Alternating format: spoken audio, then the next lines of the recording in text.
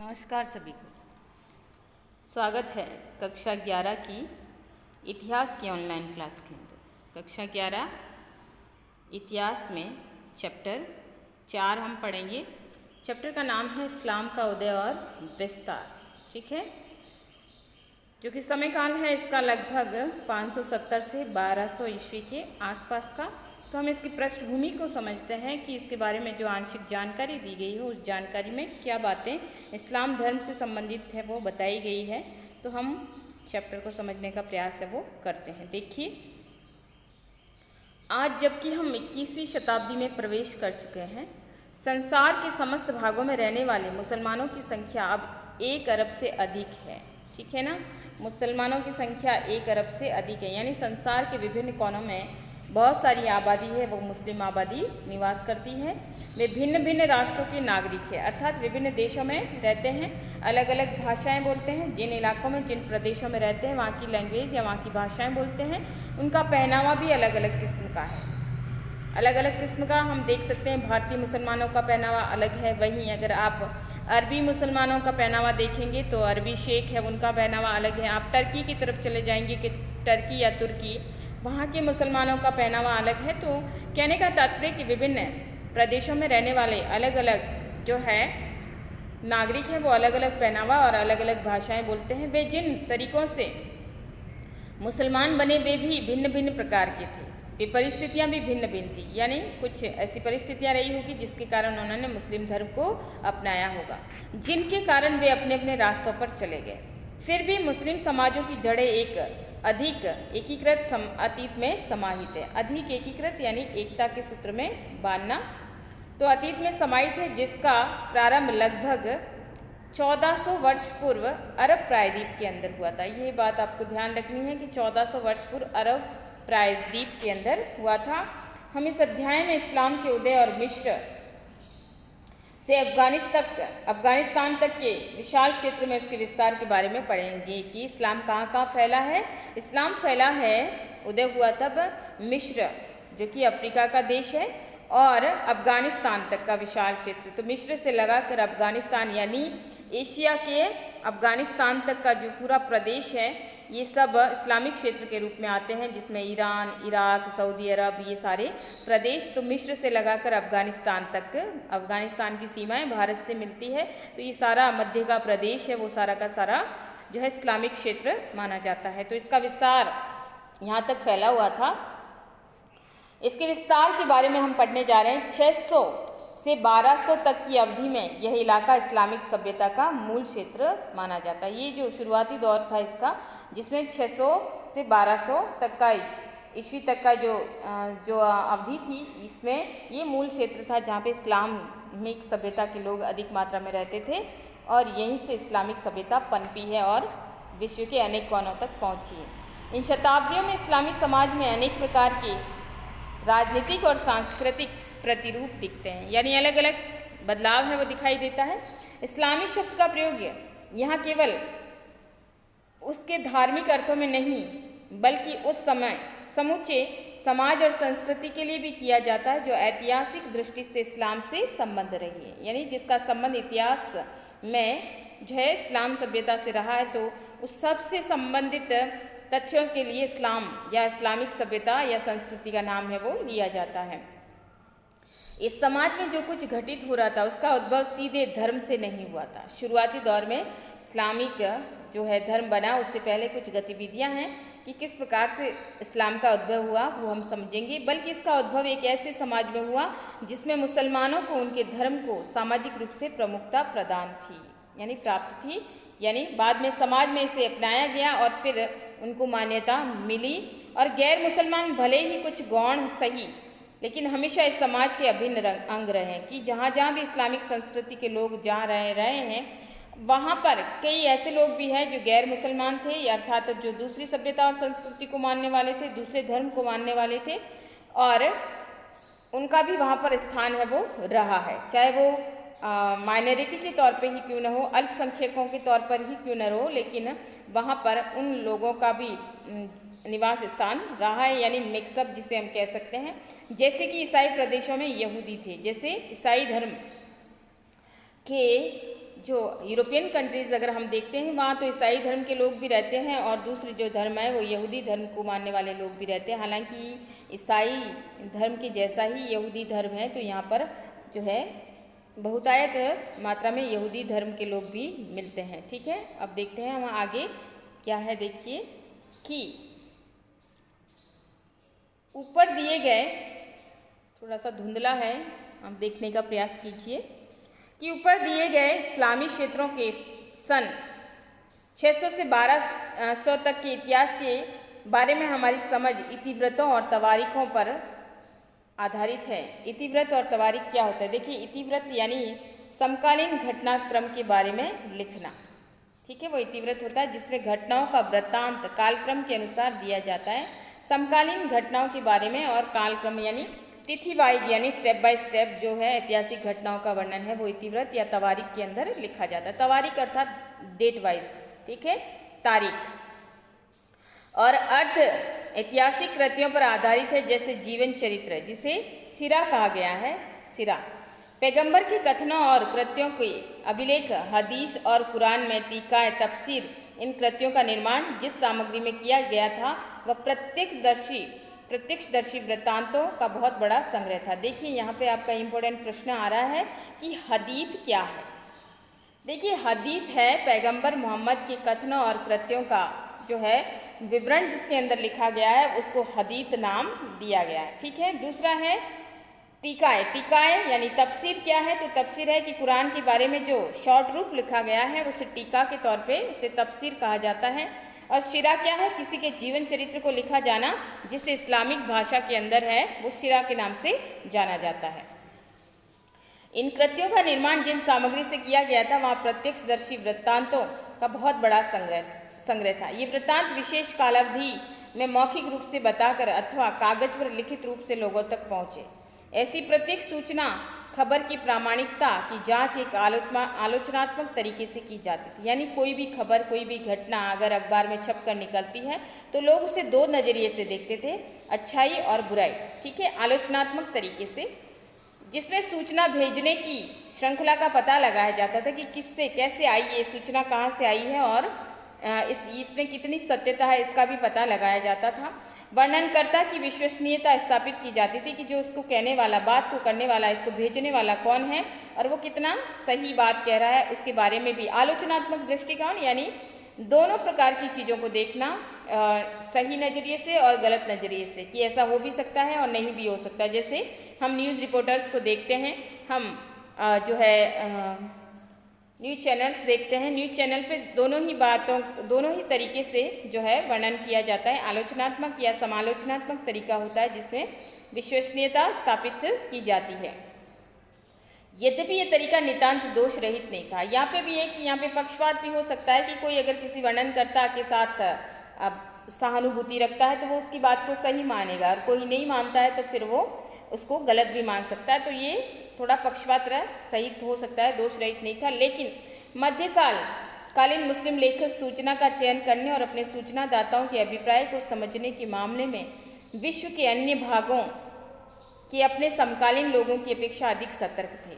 विवादास्पद मुद्दों के मामले में उन्होंने अपने स्रोतों से ज्ञात एक ही घटना के विभिन्न रूपांतरण किए। कि उन्होंने जो लिखा है उस समय के सूचनादाताओं या लेखकों ने, तो वो सतर्कता से लिखते थे, अर्थात उन्हें पता है कि उनकी आलोचना होगी तो ऐसी स्थिति में जो बात सत्य होती थी उसे ही लिखने का प्रयास करते थे।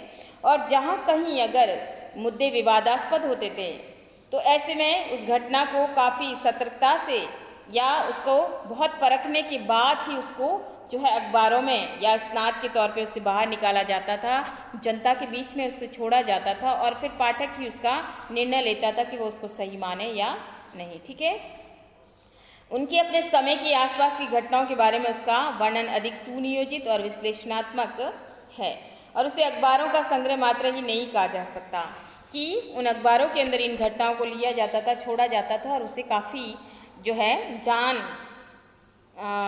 कह सकते हैं आलोचनात्मक तौर पे, समालोचनात्मक तौर से परख कर, निरख कर अंत में उसको जब सत्य होता था तभी उन बातों को जो है अखबारों में छापा जाता था और कई बार उस घटना के बारे में पाठक स्वयं है वो निर्णय लेता था। तो इस प्रकार से ये अखबार भी जो है संग्रह मात्र नहीं है, बल्कि उस समय की जो है घटनाक्रम के बारे में हमें जानकारी देने का महत्वपूर्ण स्रोत है, वो अखबार भी माना जा सकता है। इसके अलावा जो है इस्लामिक जानकारी देने वाले के लिए सिरा है, जीवन चरित्र जिसे कह सकते हैं। इसके साथ ही हदीस है और भी तवारीख, या कह सकते हैं कि जो ग्रंथ लिखे गए हैं समकालीन ग्रंथ या ये इतिवृत्त, ये सारे के सारे जो है कृतियाँ हैं वो हमें इस्लामिक सभ्यता या संस्कृति की जानकारी देती है, उस समय के घटनाक्रम के बारे में बताती है कि इस्लाम का उदय किस प्रकार से हुआ है। अधिकतर ऐतिहासिक और अर्ध ऐतिहासिक रचनाएं अरबी भाषा में लिखी गई। चूँकि इस्लाम का उदय है अरब क्षेत्र से ही हुआ है, तो वो शुरुआती दौर में जो इसको लिखा गया था उसका भाषाक्रम है वो अरबी भाषा है। इसमें सर्वोत्तम कृति है वो तिबरी की तारीख है। ठीक है, तिबरी की तारीख जो है सबसे उच्चतम कृति मानी जाती है और तिबरी का जो है निधन हुआ था 923 में। और ये जो किताब है तिबरी की तारीख वो 38 खंडों में अंग्रेजी में अनुवाद इसका किया गया है। यानी जो अंग्रेजी इतिहासकार है, ईसाई धर्म के इतिहासकार है, उन्होंने जिसने इतिहास को खंगालने में रुचि ली होगी, तो उन्होंने जो तिबरी की तारीख नामक है इस्लाम धर्म के बारे में जानकारी देने वाली मुख्य पुस्तक है, उससे उन्होंने 38 खंडों में उसका अंग्रेजी में अनुवाद किया और फिर दुनिया के सामने इसको लाया है। फारसी में इतिवृत्त संख्या की दृष्टि से बहुत कम है। इतिवृत्त यानी उस समय के घटनाक्रम की जानकारी की जो स्रोत है वो बहुत कम मात्रा में, लेकिन इसमें ईरान और मध्य एशिया के बारे में विस्तृत जानकारी दी गई है। यानी जो कुछ इतिवृत्त मिलते हैं, समकालीन ग्रंथ मिलते हैं, उसमें ईरान से संबंधित और मध्य एशिया के बारे में जानकारी उन इतिवृत्तों से मिलती है। सिरियाक जो कि भाषा है अरेमाइक की एक बोली है, हिब्रू और अरबी से संबंधित ये भाषा मानी जाती है सिरियाक भाषा। और अशोक के अभिलेखों में भी इसका वर्णन है या इसका प्रयोग है वो किया गया है। ठीक है, हिब्रू भाषा या सिरियाक भाषा का में लिखे ईसाई वृत्तांत ग्रंथ और भी कम है। यानी सिरियाक भाषा में भी कम लिखा गया है अरेमाइक बोली में, लेकिन उससे प्रारंभिक इस्लाम के इतिहास पर महत्वपूर्ण रोशनी पड़ती है। लेकिन फिर भी जो कुछ मिला है उससे भी पता चलता है कि इस्लाम के बारे में जानकारी की ये भी महत्वपूर्ण स्रोत है। और इतिवृत्तों के अलावा हमें कानूनी पुस्तकें, भूगोल, यात्रा वृत्तांत और साहित्यिक रचनाएं जैसी कहानियां और कविताएं भी प्राप्त होती है, जो भी हमें इस्लाम के बारे में विस्तृत जानकारियां या उस सभ्यता या संस्कृति या उसके उदय उद्भव के बारे में जानकारी हमें ये पुस्तकें भी देती है। दस्तावेजी साक्ष्य है जिसमें लेखों से खंडित अंश जैसे सरकारी आदेश अथवा निजी पत्राचार यानी पत्र भेजने के माध्यम से जिन घटनाओं का वर्णन किया जाता है, जिक्र किया जाता है, उसके बारे में इतिहास लेखन के लिए सर्वाधिक बहुमूल्य है, क्योंकि इसमें पूर्व चिंतन कर घटना और व्यक्तियों का उल्लेख नहीं होता। यानी इसमें उन घटनाओं को महत्वपूर्ण इसलिए माना जाता है कि पूर्व चिंतन कर, यानी मुझे किसी के बारे में लिखना है इसलिए उसको नहीं लिखा जाता है, बल्कि जो वास्तविक है उसको ही लिखा जाता है। लगभग समूचा साक्ष्य यूनानी और अरबी पेपायरस जो प्रशासनिक इतिहास के लिए बढ़िया है और गेनिजा अभिलेखों से प्राप्त होता है। कि हमें इस्लाम के बारे में मुख्य रूप से जो जानकारी मिलती है वो पेपायरस वाले, अरबी में पेपायरस के पौधों पे लिखा जाता था, और यूनान से मिली गई किताबें या साक्ष्य वो भी जानकारी देते हैं। इसके अलावा गनीजा का अभिलेख है वो भी इस्लाम के बारे में जानकारी देता है। कुछ साक्ष्य पुरातत्वीय यानी उजड़े महलों में की गई खुदाई, यानी खुदाई के दौरान जब भग्नावशेषों की खुदाई होती है तो उसमें भी कई साक्ष्य मिलते हैं जो हमें उस समय की जानकारी देते हैं। मुद्रा शास्त्रीय यानी सिक्के भी बताते हैं, ये भी हमारे लिए जानकारी के महत्वपूर्ण स्रोत होते हैं। तो सिक्कों के माध्यम से भी पता चलता है कि जो है सभ्यता, संस्कृति और धर्म, इसके साथ ही शासक, इन सब के बारे में पता चलता है, तिथि वगैरह। और पुरालेखीय यानी शिलालेखों का अध्ययन स्रोतों के से उभर कर सामने आते हैं। ये आर्थिक इतिहास, कला इतिहास, नामों और तारीखों के प्रमाणीकरण के लिए महत्वपूर्ण है। कैसे? ये बताते हैं उस समय की आर्थिक व्यवस्था के बारे में, उस समय की कला के बारे में, और इसके अलावा उस समय की स्थितियाँ, नाम, तारीख यानी क्रम, घटनाक्रम, उसके बारे में सारी जानकारी है। ये सब चीज़ें हमें देते हैं, चाहे वो किताबें हों, इतिवृत्त हो, सिक्के हो या मुद्रा शास्त्रीय, पुरालेखीय अभिलेख हो। ये सारी की सारी हमें कहीं न कहीं सभ्यता और संस्कृति की जानकारी के लिए महत्वपूर्ण स्रोत के रूप में काम आते हैं। सही मायने में इस्लाम के इतिहास ग्रंथ लिखे जाने का कार्य 19वीं शताब्दी में जर्मनी और नीदरलैंड के विश्वविद्यालयों के प्रोफेसरों द्वारा शुरू किया गया। ये तो हमें जानकारी के स्रोत है जो प्राचीन समय के मिले हैं, लेकिन वास्तविक जो ग्रंथ लिखे गए हैं इस्लाम के बारे में जानकारी देने वाले के लिए देने के, तो वो जो सही कार्य किया है वो हमारा इतिहास में ये बताया गया है कि 19वीं शताब्दी में जर्मनी और नीदरलैंड विश्वविद्यालय के 2 प्रोफेसर थे, उनके द्वारा शुरू किया गया।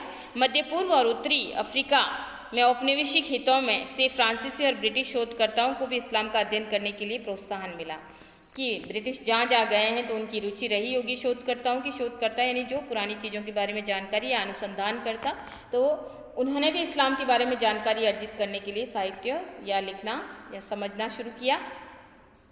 ईसाई पादरियों ने इस्लाम के इतिहास की और बारीकी से ध्यान दिया। ईसाई पादरी जो धर्म के प्रचारक वगैरह होते थे ईसाई धर्म के, तो उन्होंने भी इसको समझने का प्रयास किया कि क्या है इसके अंदर, और कुछ अच्छी पुस्तकें उन्होंने भी लिखी जो इस्लाम की जानकारी के लिए महत्वपूर्ण स्रोत बनी बाद में। हालांकि उनकी दिलचस्पी मुख्यतः इस्लाम की तुलना ईसाई धर्म से करने में रहा था, यानी उनका उद्देश्य था कि वो इस्लाम और ईसाई धर्म की तुलना करना रहा था, लेकिन फिर भी कई चीज़ें हैं वो अच्छी भी मिलकर सामने आई।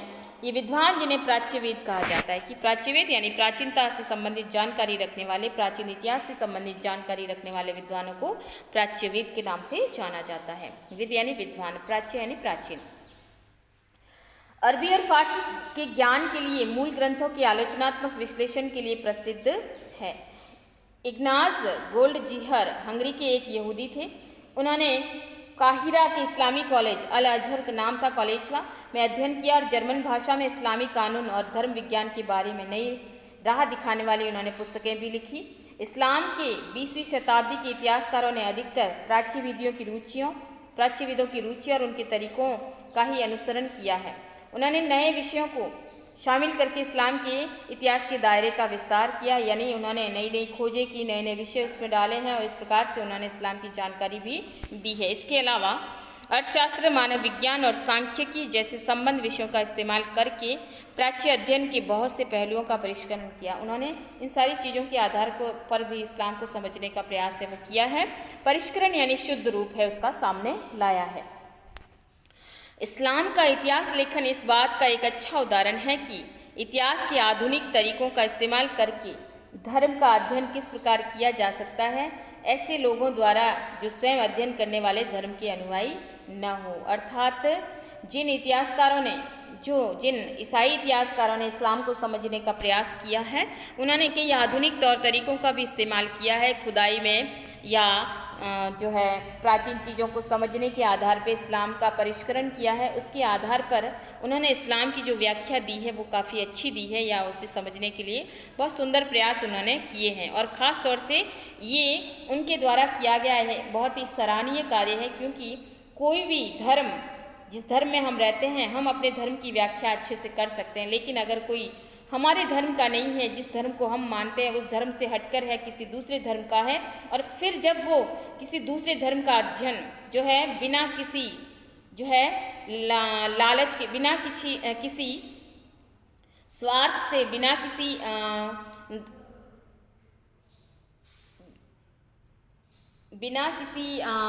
पक्षपात के करे, तो ऐसी स्थिति में उसका अध्ययन है वो काफ़ी महत्वपूर्ण बन जाता है। तो इस प्रकार से जिन इतिहासकारों ने जो है इस्लाम को समझने का प्रयास किया है, ईसाई इतिहासकारों ने, यूरोपियन इतिहासकारों ने जिन जिन प्रदेशों की तरफ गए हैं तो उन्होंने इसको समझने में रुचि ली है, और उसके बाद उन्होंने कई पुस्तकों के माध्यम से, कई अध्ययनों के माध्यम से हमें इस्लामिक इतिहास को समझने में उन्होंने जो है बहुत ही महत्वपूर्ण कार्य किया है। तो ये था हमारा आज का टॉपिक। धन्यवाद।